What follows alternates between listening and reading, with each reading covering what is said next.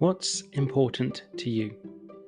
My mission is to ask as many people as possible this question, because I believe once you know what's important, you can design and build a life of purpose, meaning, and fulfillment. My name is James Dean. I'm a life coach, and I hope this podcast inspires you to uncover what's important to you. You can follow me on Instagram and Facebook at James Dean Coaching, or connect with me on LinkedIn. You can also learn how I can help you understand what's important at jamesdeancoaching.com.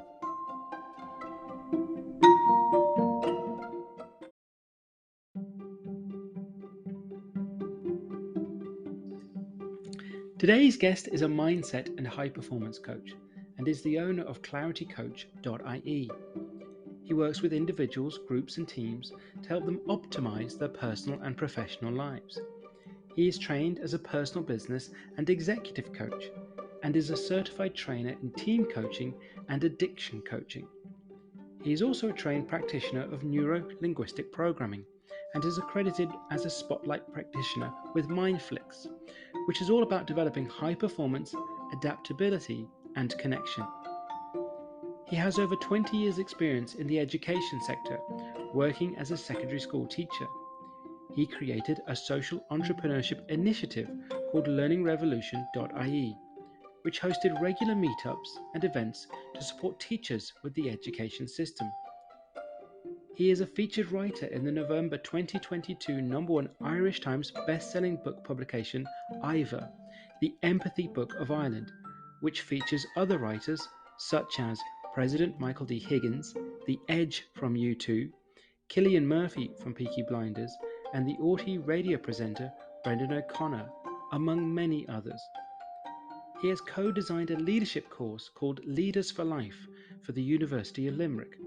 The online course is created for student representatives with the college and gives them access to online content created by ClarityCoach.ie to support them in their leadership role within the university.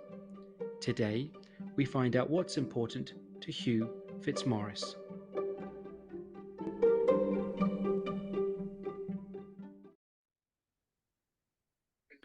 Hi, Hugh. Thank you so much for joining me today. Hey, James. Great to be here. Yeah, delighted. Really looking forward. Yeah, looking forward to this chat. So we're going to get straight into it, Hugh. So the first question, as always, is Hugh, what's important to you?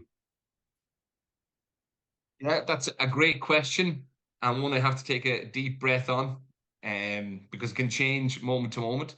But I suppose fundamentally, what's important to me is, I suppose, being my authentic self,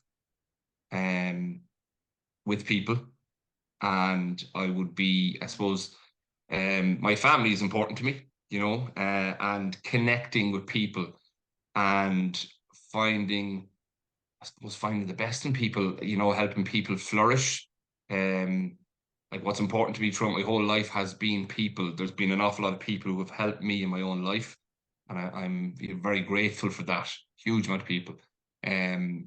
So connecting with people, finding that energy, I suppose energy would be very important to me as well. Finding that energy, that positive energy in that space, authentic connection with people. Mm-hmm. And then if I go into the coaching zone myself, I suppose it would be, mental and emotional health and wellness is important. Energy management is important. Getting best from yourself, and that's in high performance, that's important. And then connecting with the heart space, which is my, I suppose, authentic voice, that intuitive voice. But ultimately, I suppose me being me, and that energy with people, and helping others flourish would be, and connecting with others. That's a lot there, James. But they would be all important to me. Yeah. Yeah. No, perfect. I know it's. There's a lot in that, but I think the thing that I picked up the most there, and it's from yourself, is the word authentic. You said it in the sense of like authentic for yourself, authentic connection, so I'd love to know what your sort of meaning of authentic is. Yeah, great question, James. Well, I think it's been something that I've been uncovering throughout my life. I'm now in my young 40s. And but throughout my life, as I suppose I'll go into, for me, when I go into authentic, I suppose being a man, for a long time, I found myself being in a certain box of being a man, being what I thought a man should be. Um, I need to be interested in sport. I don't convey many emotions. Maybe a stereotype of a man. Learning from others in my life, and look, these others, when I'm saying this, I love these others in my life. I'm not going to mention it like that, and they've been role models. But some of the stuff I learned was great. Other stuff, when it came to manliness, didn't serve me, and I suppose as a result, it didn't help me in some ways in parts of my life. So authentic was uncovering, through the help of other people in my life, connecting back with, who am I? What am I about? What do I care about? Not about what others want me to talk about or be, but actually making choices for myself. So learning to be more independent might sound strange, but learning to be more independent, learning to have my voice, to hear my voice coming from my intuitive space, learning to connect with my own energy, and finding out what being a man means for me, not for someone else. What's it mean for me? And that was, I suppose, a lot of exploration, a lot of uncovering, and it's an ongoing thing, James. But being authentic means, I suppose, connecting with, whether, I suppose, one of the things that was said to me many years ago was, like, there's a difference between being nice and being sincere. And I'm learning, I suppose, more to be being sincere, which people might know was like, but it's, I suppose, having respect for myself in that, being me. So being authentic means being sincere, and bringing my true self to the conversation, would be part of it. I don't know if that makes sense to you, but yeah, absolutely. And I think it's a really it's an interesting perspective that you shared there in relation to what it is to essentially be a man, for your own perspective, what that is. I don't know if, in a sense of, you're able to share, is there any sort of one thing that stands out for you in a sense of a before and after picture, if you know what I mean? Is there one thing you kind of think, well, actually, my sort of now definition of, for yourself, of being a man has shifted? I'd be really interested. yeah, again, great question. So before and after, I suppose, for a lot, with before piece, it could have been, if I look at the emotional piece, that inability to express what's going on with myself, maybe in some ways, and maybe as a result, anger emerging at times, and maybe there was a certain aggression in myself, roaring and shouting at times, like I'm 6'3", the imposing character, that kind of, unable to, I suppose, to make sense of myself emotionally, and not being, I suppose, what that meant, not having an emotional language to express myself.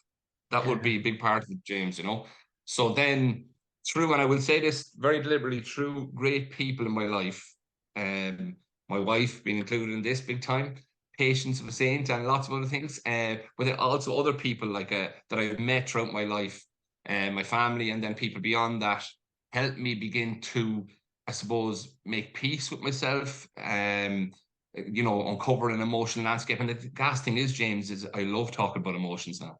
It's one of it's the spaces where I'm most at ease with, is emotional literacy, where I didn't understand that, or I thought being a man is not about being vulnerable, it's not about expressing that, and as a result, it came out in this, maybe, as I said, aggression.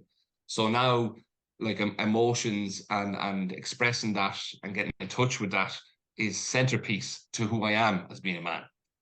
Where beforehand, there was a very uneasy relationship, unsettling. And by the way, this is, again, I won't say I haven't, when I'm saying all of this, James, it's all a learning process every day of the week. For the rest of my life, I'm learning, But I will say that connecting with that, what I said earlier, in that heart space, that emotional self, is something where I can breathe into now, and that's where I can talk through there, and gives me a great sense of ease and flow, where beforehand, you said beforehand, that wasn't there. So it was with people, through conversation, through talking, all of that helped me an awful lot.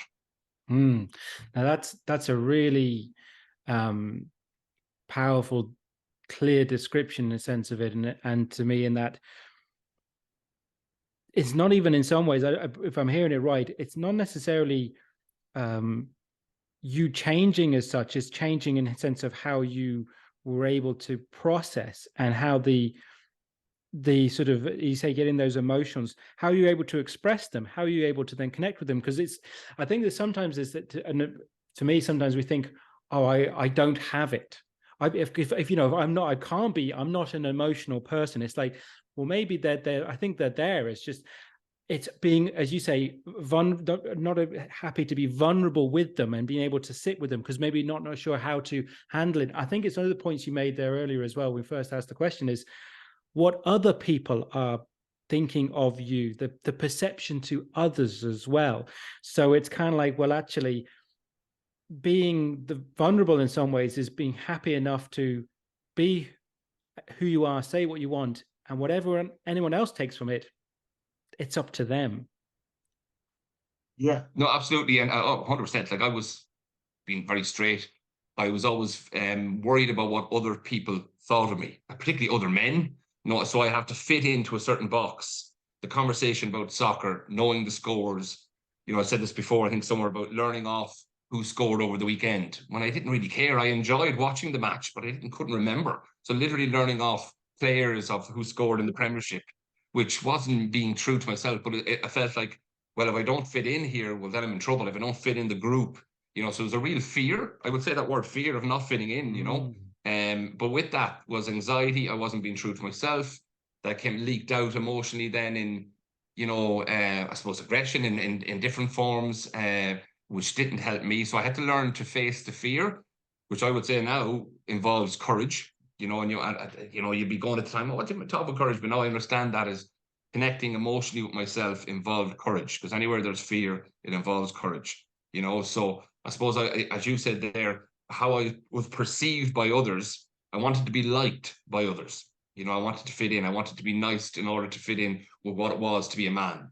But that particular script didn't suit me, so I had to rip it up and start to see other versions. You know, and by the way, I'm not saying I changed that completely. There's some aspects, of course, I love, but I also love talking about poetry. I also love talking about emotions. I also, you know, love a variety of different things. And I love watching sport, but I don't have to learn off stuff in sport.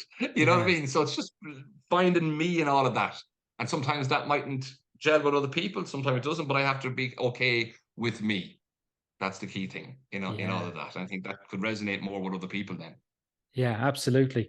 And I think because when you were talking there, it was kind of reminding me, if I think back to like my own sort of time in university, in a sense of like those few years where, and that's a time when you only think back now and you kind of think, at the time when I was going to uni and you're kind of at 20, you think of course you think that's it, you've made it, you're now quote unquote an adult, you know, and very new and all that sort of stuff.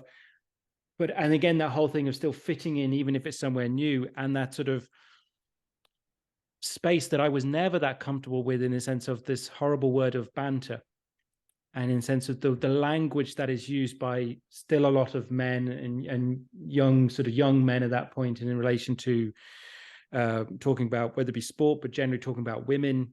I even now, it's like, you know, I can feel myself, and it's like, so it's, in the end, it's kind of one of those things where I just had to remove myself from those situations, you know, remove myself from the conversation, because I was just like, well, actually, this isn't, as you say, this isn't me. This isn't the way that I talk or hear or listen. You know what I mean?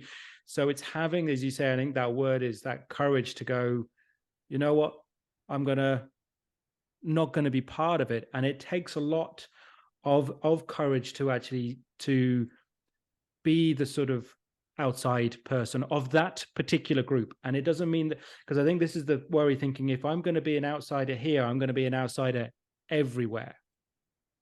And it's thinking, no, that's just the wrong group for me. 100%. Yeah.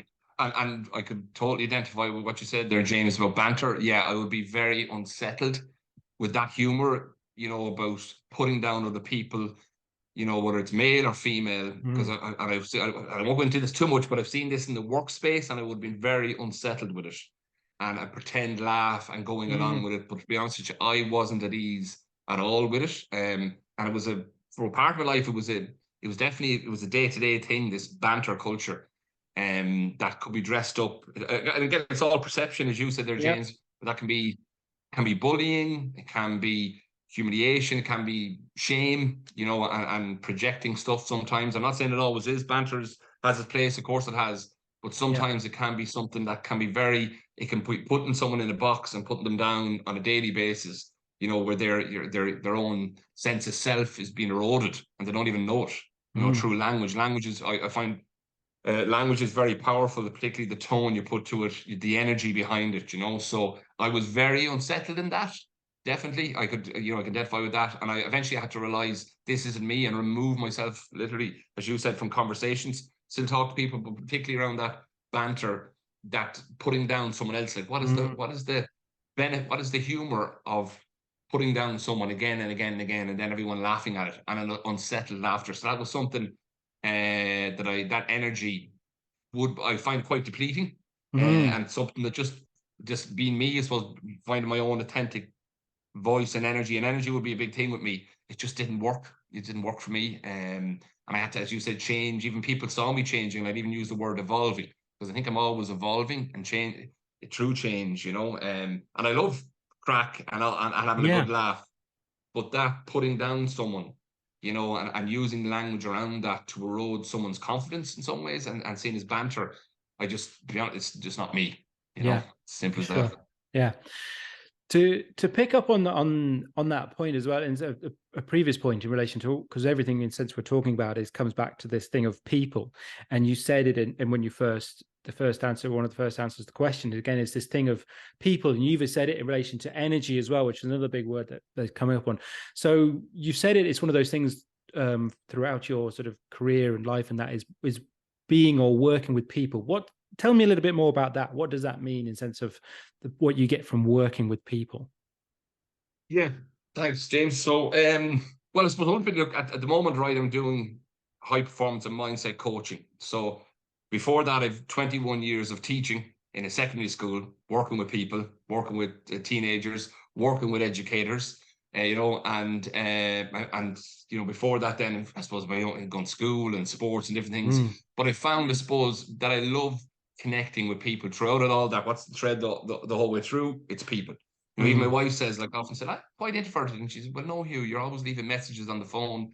You're going out to make a phone call, voice messages. So I do like connecting with people. I'm like expressive, and that's how I found, by the way, as well, when I wasn't authentic, when it wasn't being true to my authentic self, I found myself going inwards, becoming very quiet, very constricted, smaller and smaller. And I said, I need to do something about this. This is not me. This is not my authentic self.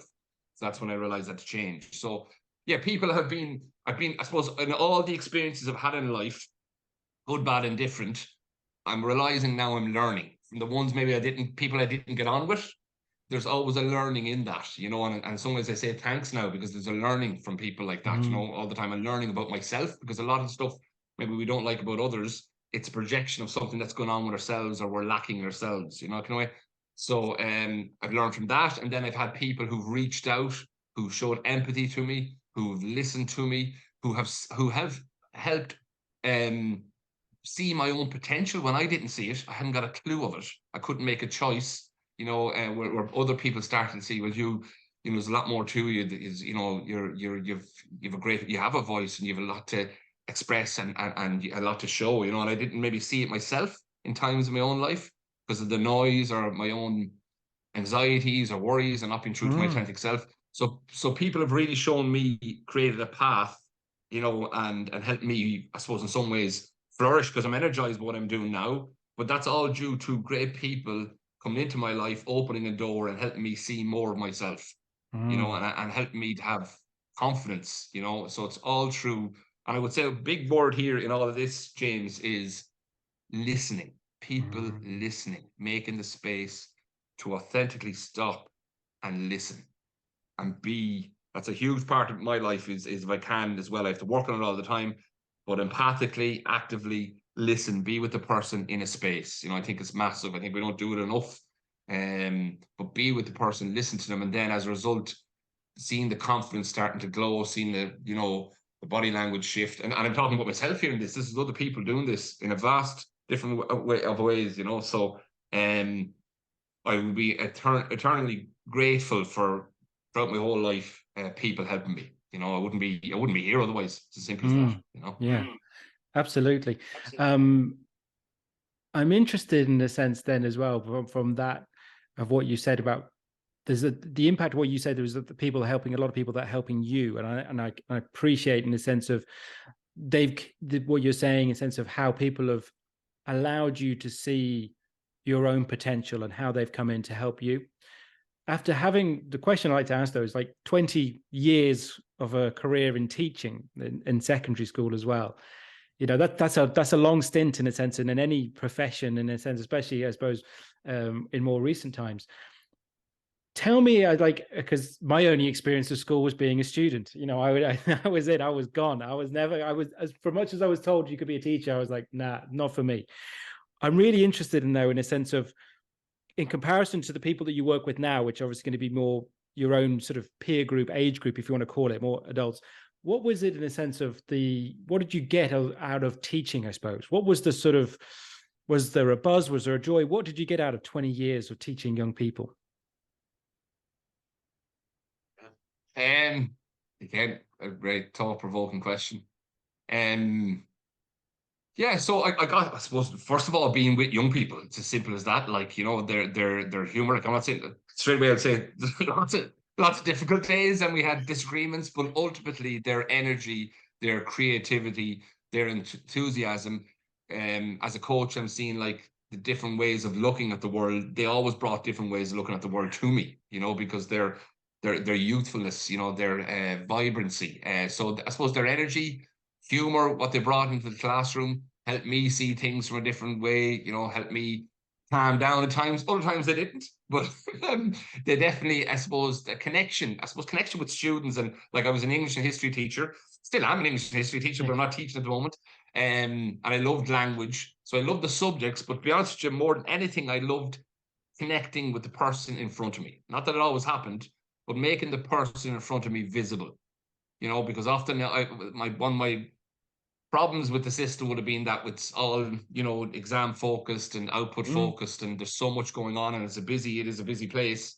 But ultimately, rapport, relationships, connections are the source of where I got my energy in teaching from, with colleagues, but ultimately also particularly with students. You know, and seeing them, by having a conversation with them, you know, about they weren't happy themselves, or if to do with they're worried about something, and just connecting and making that space to have a chat, you know. And I was always bringing in stuff about mindset, about wellness, about empathy, because it's just naturally where I fell towards, you know, where people didn't always feel there was a space for it, but I thought it was really, really important. So connecting with people, having a conversation with people, just making space to hear the other person, you know, and having a conversation with them. I suppose that's where I got a lot of my energy from. And then there was creative ideas that came to flow. I suppose the more I got connected with my authentic self in education, James, then more creative ideas came with colleagues and with students. And that's what I really, really enjoyed. Like I did obviously enjoyed the teaching, loved that,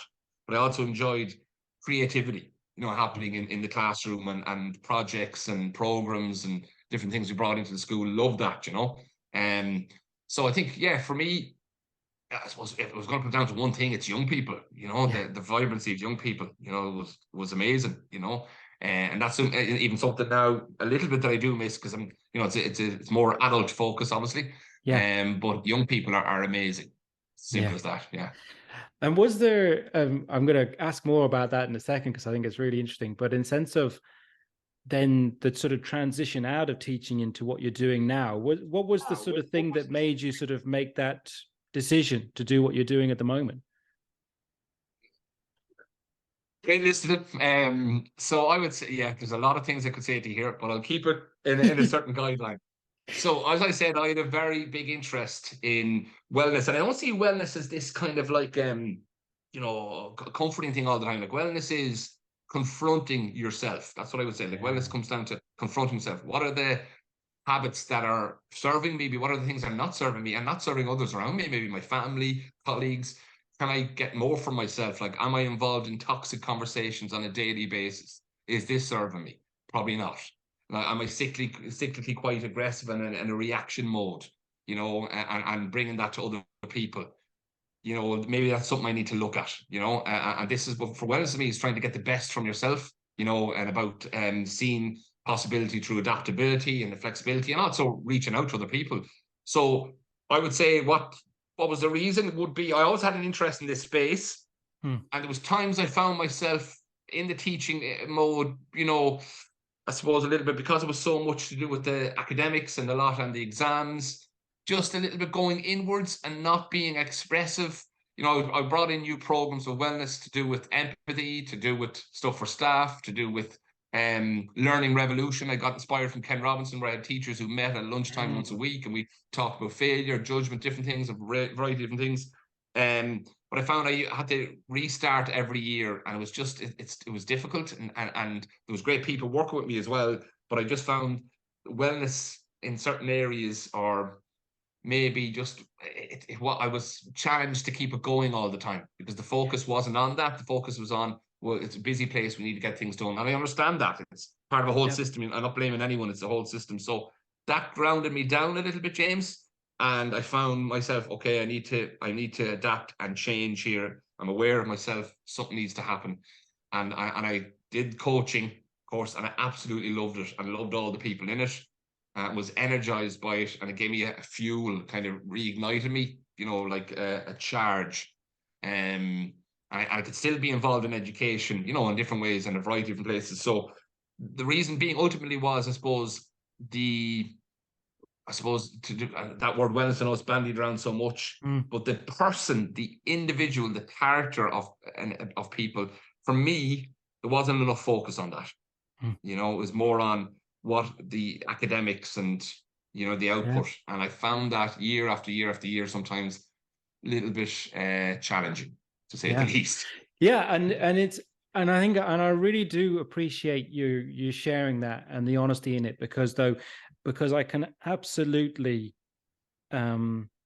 share in that sort of perspective. And I'll tell you how. Like, so I obviously wasn't in teaching. My previous career was in insurance, in financial institutions. And again, this sort of, and it's even more prevalent now, I think since COVID and the pandemic, but it was always this thing of, again, this word of wellness was around. And it was where, like, probably from when I was then working there from about 2013 or so, I was in a place where I was starting to do things for myself, and I was improving my fitness. I trained qualified as a personal trainer. I started doing running clubs. So I started getting involved in the wellness side of stuff at the work. And it was great, but it was all voluntary. And if the people who weren't willing to do it within the company were there, then it wouldn't be done. Because in the end, like your school, the schooling system is like, everything is based on a result. It's someone somewhere has a sheet in front of them with a number sheet in front of them, goes X, Y, Z.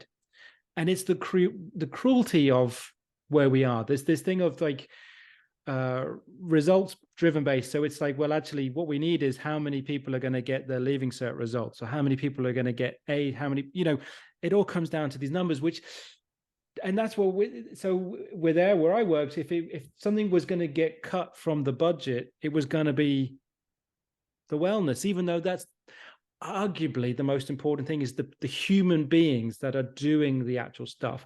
So it's interesting. And I think I can see the comparison, in a sense of, and from what you're saying, where you, and the way that you were, as you say that word, connecting with the people, it's like, but I just see the person. It's like, I'm not seeing this student as a result or an exam sheet. I'm seeing them as them.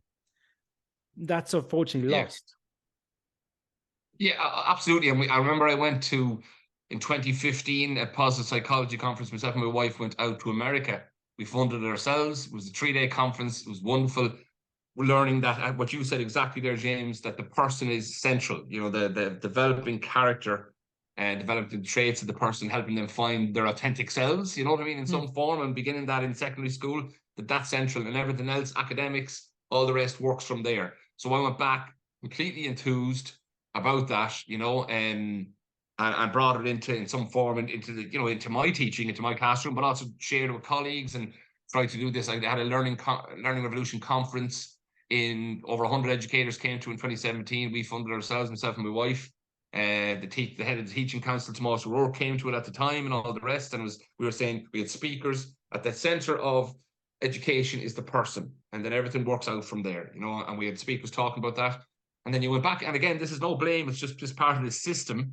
Went back into education, and you're going back to the old, you know, the default mode of, as you said there, tasks, where people are being lost, you know, where people aren't interested in certain tasks, and they're seeing themselves in a, you know, in a way that isn't fair to them, where there's so many strengths, there's so many abilities, so many potentials. And obviously the system, because it's, you know, 40-minute classes and all the rest, and it's not easy, often people don't see that until maybe in their 20s. They're even going to college doing courses that isn't them.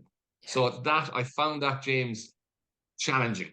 I found myself within all that then eroding my own potential, I suppose, even in my own energy, particularly my own energy, you know, day after day, and others seeing this as well.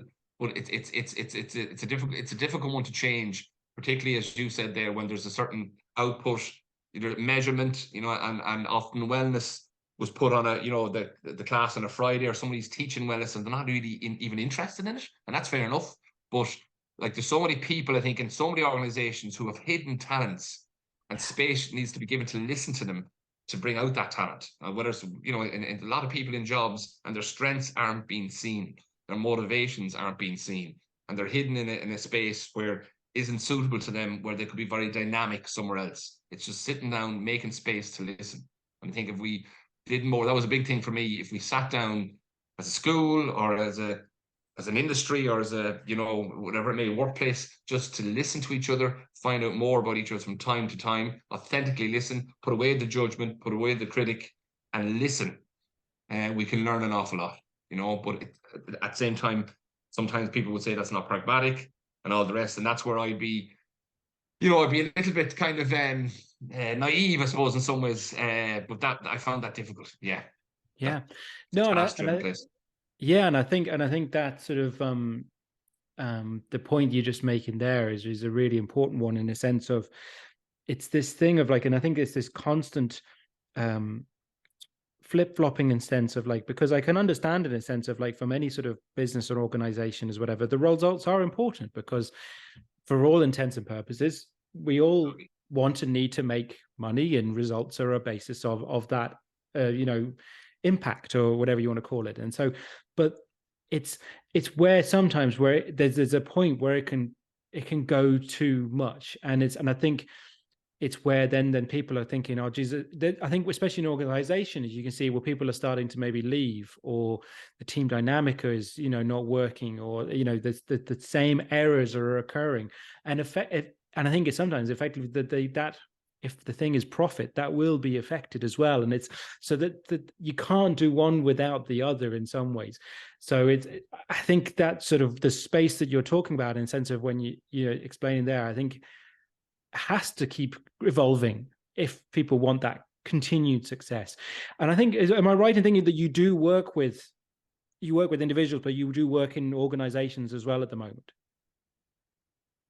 Yeah, absolutely. Yeah. And I think just connecting that together is like, I just go back to with students or educators, and then people in organizations. When you find your purpose, when you find something that engages you, and you find, you know, that aligns with who you are. So that's going back to that question you asked me earlier, like, what's I suppose my values and the values of parts of the education system were disconnected, and I realized my values, I'm having difficulty here. And now that in my coaching, I realize it's the values. Yeah. You know, that's ultimately came down to.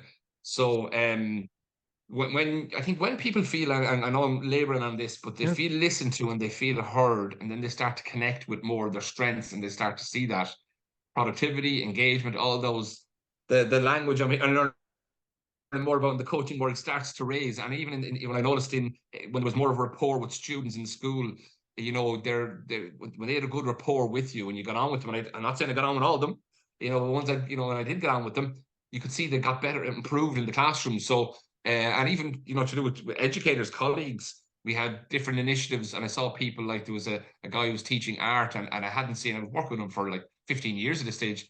I'd never seen a piece of his art, and we had an arts week, and he brought it into the school, and you could see him coming alive. You know, another English teacher who wrote poetry, bringing it into school and showing that and showing it to the students, and that person came alive, you know. So with me, absolutely, I'm working with, like, I'm working with educators, but I'm also working with people in the industry. I'm working with teams and groups, and high performance programs. And high performance for me is fun. First of all, getting, like, connecting with yourself and where you at, first of all. And when you get the basics of where you're at, and what's meaningful for you and what's your purpose, then you can start working up from there, you know. So thankfully at the moment, like, it's very much, James, for me, like, I'm relatively new to this space. I'm learning from people all the time. There's people coming in, again, learning, ing, really important. And I think I will be for the rest of my life. But I love the energy of it, because I'm in a space where it's all to do with possibility, like activating the possibility in the person in front of me. You know, where I'm learning from them, they're learning from me, because I think it's a two-way thing all the time. And I'm energized by seeing the possibility or seeing a shift in them, you know, or in a group or in a team.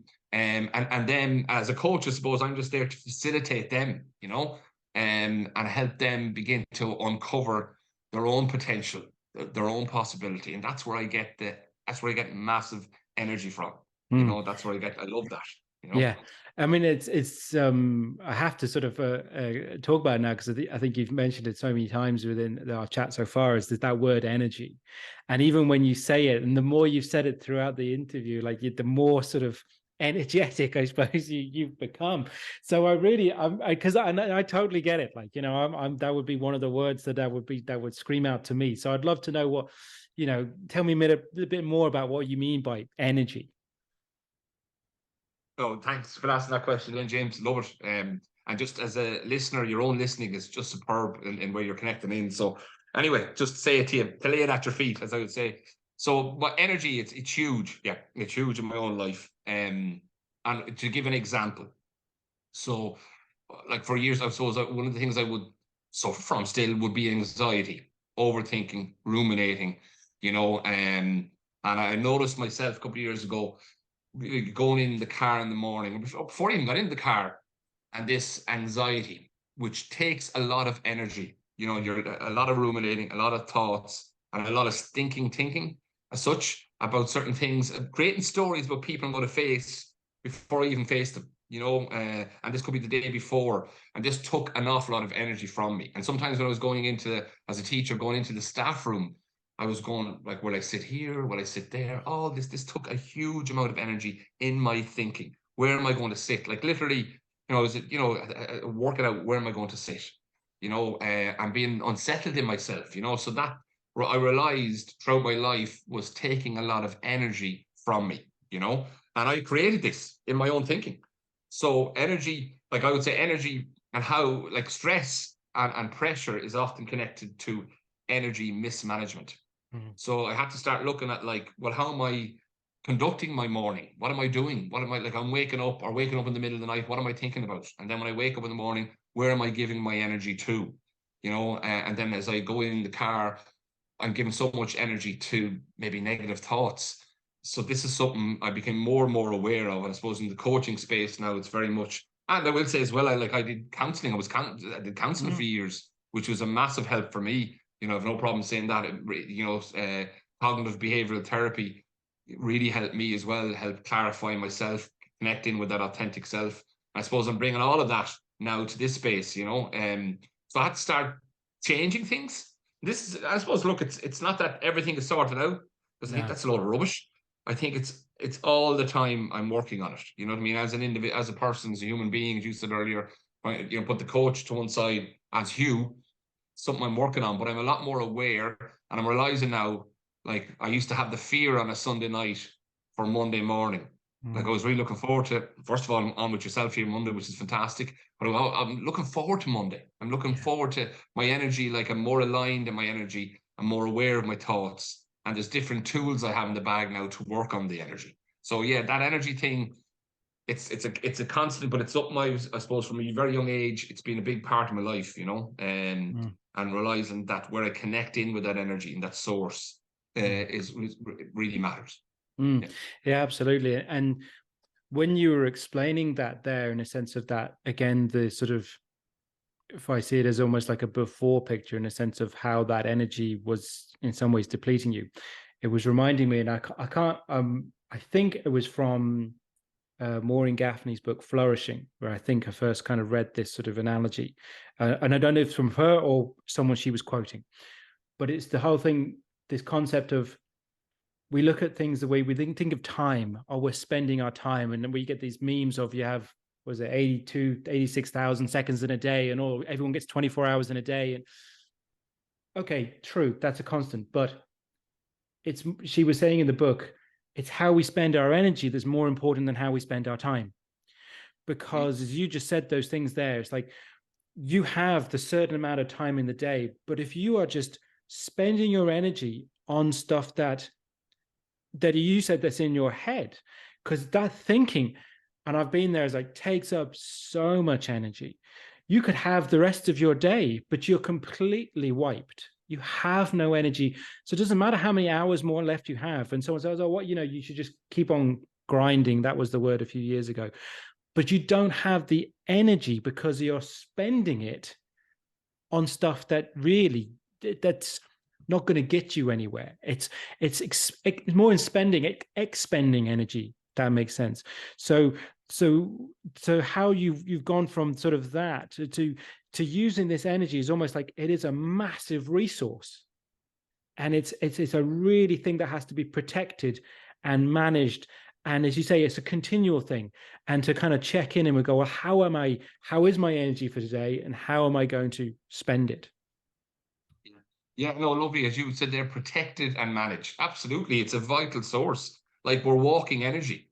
Like, as I said earlier, our language has an energy. When I walk into a room, it creates an energy, as others do. And we can get caught up in a negative perspective on an energy. So, like, a beautiful phrase, I mean, a counselor said years ago to me, used to say this again and again, and it really, it's with me now, will be for the rest of my life.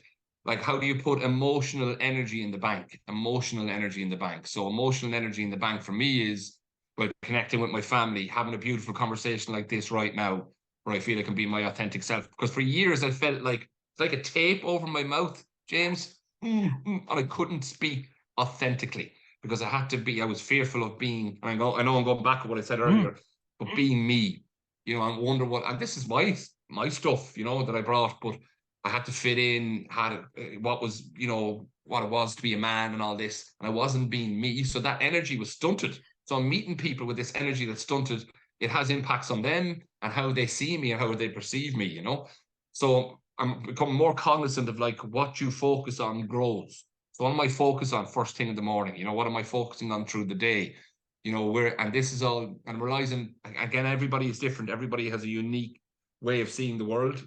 But where my thoughts going, becoming more aware of how am I speaking to myself, and then connecting with a source, knowing like what energizes you and connecting in with that, because that emotional energy, I realize it doesn't only impact me, but it impacts the people I love around me. It impacts my family, then it impacts relationships.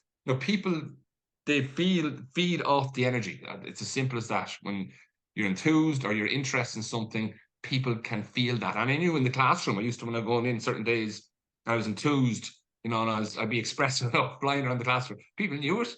The lads knew it, and they could see your body language, So as you said there, this is something, and we forget it in the noise of daily life, to protect, to mind ourselves, to mind that energy. Like, for me anyway, it's a huge part of my day. First thing when I wake up in the morning, like, checking in, how am I? Where's the energy at? And it can be low. So what can I do to lift it? And I think that's it's an aura, nearly like there's a colors around it. It's something that's very, very influential and powerful in my life. Just in my own experience. Yeah, absolutely. You mentioned there that was the words from your counselor there. But I'm going to go into now, in a sense of something I always like to ask people who come on and chat to me, is I have a fascination and a love for phrases and quotations. I think that can be quite powerful if they're used in a positive way. But are there any sort of quotes or phrases that are important to you? Yeah, thanks, James. So I would say there's lots. I love quotations. Love, like, English teacher. I love quotes, poetry. One of the figures from a very young age, actually from 14, that was very, as a symbol, that was very influential in my life and has been, is Rocky.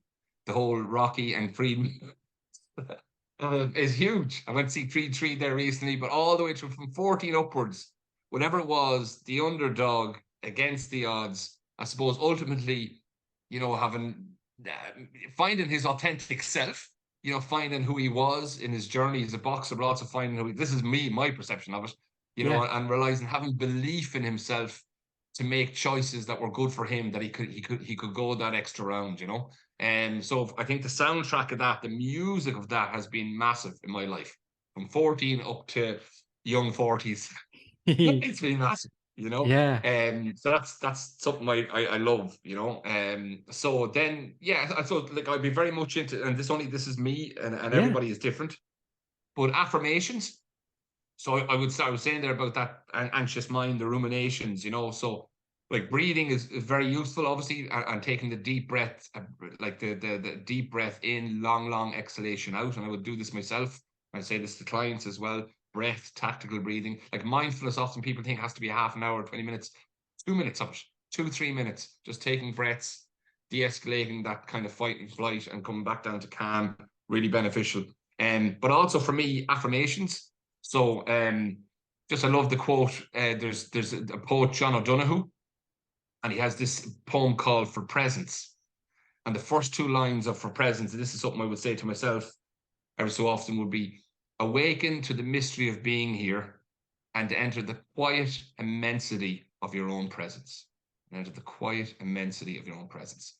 So just connecting in with the self, and you're here, and you're here for a reason, and you're 2 feet on the ground and being here.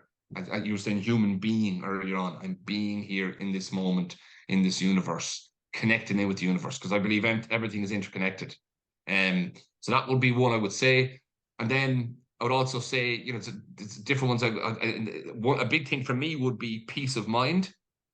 So this is part of it. I think it's a prayer, but it's the first line. I would say, peace of mind is always available to me in this present moment. Peace of mind is always available to me in this present moment. Saying that again and again and again, like a mantra. Peace of mind. So that, like, a big value of mine would be clarity of thought, but also peace of mind. How can I cultivate a sense of peace of mind in myself, and then in the people I'm dealing with throughout the day, creating that sense of peace of mind. So that would matter to me. Yeah, I mean, it's just reflecting on them, it's the first time Rocky's been quoted in here, so I'm really happy about that. So I'm delighted with that. But what I find, and I love when people share these, and then to me, the quotes that are the sort of those phrases and what you've just shared, to me, kind of is a reflection, in a sense of obviously, again, of this conversation, in a sense of Rocky is that energy. Like that, like, you can't have more than sort of the energy of Rocky, but then the sort of the counterbalance is that sort of that being of those other 2 quotations, of just being here, being yourself. So it's a real sort of interesting, in a sense of dynamic, in a sense of bringing those 2 sort of real sort of powerful parts of you from our conversation together, in a sense of, because sometimes there's this thing of like, and maybe people listening can maybe resonate, in a sense of, a lot of people can have a lot of high energy, and it's all go, but they seem to not be able to sort of match it with something else, because maybe it's what you said earlier, is like, but if I go into this seemingly quieter place, this seemingly more calmer place, and maybe a more emotional place, they kind of get a little bit sort of, well, no. But as you, from the conversation you had, was like, well, actually, no, I had to go through that space or whatever to be who I really am. So it's really interesting, in a sense that the things you shared is a reflection of the conversation we've had. Yeah, well, to be honest, it's really interesting what you're after saying, because I didn't actually get that much after saying it there about, I suppose, that high energy, the Rocky part of my, in myself, identify with it. Like I would have talked about that in counselling. Rocky would have came in as a character, that I literally had chats about it, and it really helped me. I'm going to say it straight out. It has really helped me throughout my life. No bullshit. It's really been, I think it's been, what's helped me is that, like Rocky started as a bum, on the streets, and nobody. And he had to discover himself, and other people helped him discover himself, and he was the quiet gift of desperation. He had to, he was kind of didn't know where he was going in life, and very angry and very frustrated. And then he has Mickey, his coach, who comes into his life, and then he has Adrian, his wife, who comes into his life later on, and people who start to believe in him, and he starts to believe in himself, and things change. And like I've gone up the steps of Philadelphia myself, and I stopped off. Not to be done. But when you said there, that energy, definitely, and then the sense of slowing down. And that's something like emotionally, mentally, physically, just slowing down my walk, learning to be with myself, learning just to sit down with me. And that's something, and I'm using the word learning, James, there, just sit down, no phone, no nothing, just be with me. And sometimes that's deeply uncomfortable, probably one of the most frightening things you could ever do. Yeah. But slowing down in every way, is if again, that's something I need to do. I need to remember, and sometimes I don't remember, but just to slow down and connecting with me, and bring, as you said there, bringing that sense of energy, but that sense of being together. That's finding, and in that somewhere along the line, I'm finding my evolving self. But very much, it's something I think I would talk to clients, because it's something I'm going through. Anything I would talk to clients about, I've gone through myself, or I'm going through myself. But that slowing down, be true, slowing down your walk, through breath, and then being, and the thoughts, different thoughts can come up, just being with it. And as I said, it's not easy. I can only say my own experience. It's not easy. It's not simple, but it's really important. Again, I'm using that word there. It matters, connecting the two. And when you said it there, it just became very clear, so thanks for saying that as well. Appreciate that. You're welcome. So. You've said throughout, I mean, as we've been chatting, you said obviously that the amount of people that have helped you along the way, and then continue to help you along the way, that have influenced you. Is there anyone in the sense of the biggest influences that you would say that have on your life, whether it be private or on public eye? Yeah, well, lots. Again, I know I'm saying, but I would say my own two sisters, they see me being an idiot, and they said, Hugh, you need to stop being an idiot. Put it lightly. And they've helped me. My wife has been a huge influence. I'll say it straight, just because I suppose she has just I suppose believed in me, and love. I bring that word in, and has shown compassion, has shown empathy, and has shown understanding. So I'll be eternally grateful, and for her patience and everything else. So yeah, massive influence. And then, there's a range. I said my, counselor's been very influential. He's a friend of mine now. We still chat, the two of us, and he's a brilliant individual. And then there's people I connect with now. I suppose most conversations I would have now, it's a two-way thing. It's very much I'm listening to them where they're at, and then they're bringing back an energy to me, and they're just wonderful. I'm very happy to have great people in my life, James. And I think it's all the experiences I've had in my life, that have helped me. As I said, good, bad, and indifferent. They've all helped me to where I'm right now. And I suppose, which come back to that word energy, I find myself more energized than ever. In some ways. So. I suppose one of the things I know we said just before we started even about the power of conversation. I love conversation.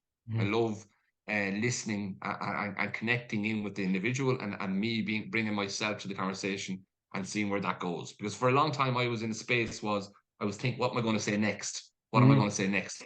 I don't know what to say, because it's not going to be good enough, because I'm not good enough. This is kind of stinking thinking that I was bringing to the table, that had to evolve and change, but I couldn't do it on my own.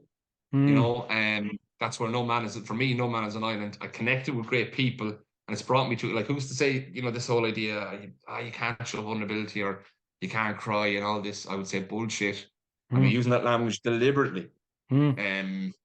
it's all helped me being a man right now, connecting with great people again and again, and connecting with my emotions and learning from other people, and getting the support of other people. All of that has helped me be where I am, which I'm, I suppose, eternally grateful for. Well, I think what's really sort of important there for me to take from what you say there, because the reason I like that I asked that question, I find it quite interesting, again, in the sense of how people are influenced and who is an influence on people. And there's so many people who I've spoken to, as well as like the people who can influence us the most often can be the people who are closest to us. It's we don't necessarily have to look that hard, and it's this thing to highlight for people, anyone who's listening, is like a role model or someone who can influence you could be a lot closer than what you're thinking. It doesn't have to be someone. It could be an author or someone on TV or it could be. That's not to say it's not a possibility, but you don't necessarily have to look that far, and maybe it could be a lot closer to you than you actually think, who could be a real positive influence. So I'm really glad you shared what you shared, because I think it really shows that it could be so much closer to home than people actually realize. Yeah, and I didn't say, like, look, my mom and dad influenced me in so many ways. I've uncles and aunts. I could go on and on about family, big time, who've helped me, through belief and different things that helped me an awful lot. And I would say, just when you said it there, the outside space, I suppose, that looking on would have been like Ken Robinson in education. He started this whole idea of the learning revolution. Huge influence, because I began to see spaces and education in a different light. I suppose it just created a different. I began to. I suppose it injected life into the classroom for me. Just the whole idea of learning spaces. And then just people I met, educators I met on courses. Like, there was one particular lady I better mention as well, Maura O'Higgins, who I worked with as well. I did this thing before called Harvesting Wellbeing when I was in education, and Maura is still a great friend of mine, and she's a chaplain in inner city school, does fantastic work on mindfulness, a great individual, and she's massive influence on me as well. So I said I could go on and on, but as you said there, I think it's really important to witness the people around us on a day-to-day basis. They're the people who make the biggest influence on us, and impact change and ignite us, and not all the time. But they do when they do. They're the people. It's who are you? That's what I've become aware with, of on a week-to-week basis. Who am I connected in with? What kind of conversation am I connecting? Am I criticizing people? Am I being judgmental?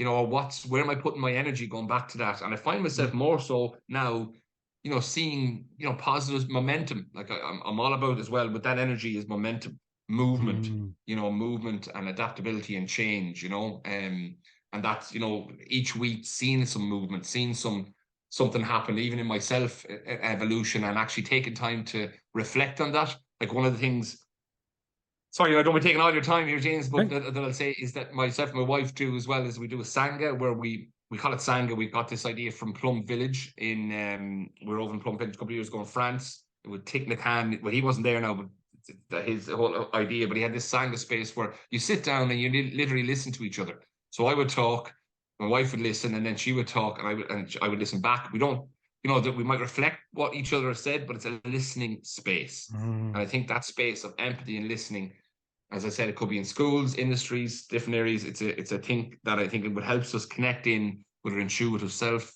our authentic selves. And I think it's, really, really important that. Absolutely. Yeah. No, I love that. It's been wonderful to talk to you, Hugh. It really has. And I've really enjoyed it. I have one more question for you, though. And that is, what's important for your future? Yeah.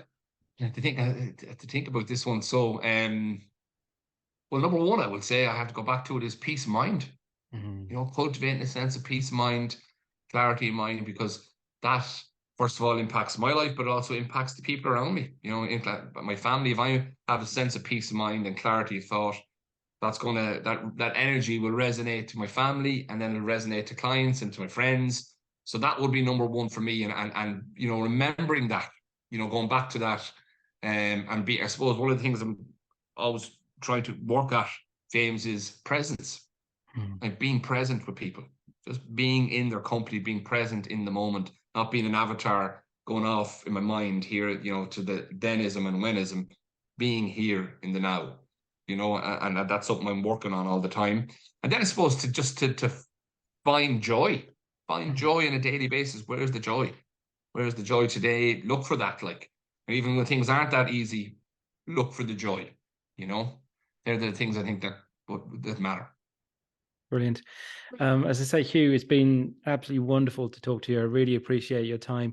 I love what people to obviously continue to support you. So we'll make sure they're in the notes. But if you want to give a shout out now where people can follow and connect with you online, go ahead. Thanks very much, James. Yeah, so my website is www.claritycoach.ie. And then I'm on Instagram at ClarityCoach, and I'm on LinkedIn. I use a good bit as well, where it's Hugh Fitzmaurice. I think I need to know you find it there under Clarity Coach.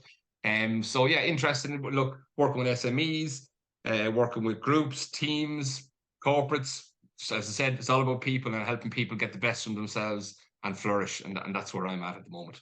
Brilliant. Thanks for sharing that. And say all of those links will be in the show notes. So that's how you can follow and connect with Hugh. So just final time, thank you so much, Hugh. I've really enjoyed our chat today. James, thank you. Really appreciate it. Thank you. Thanks so much.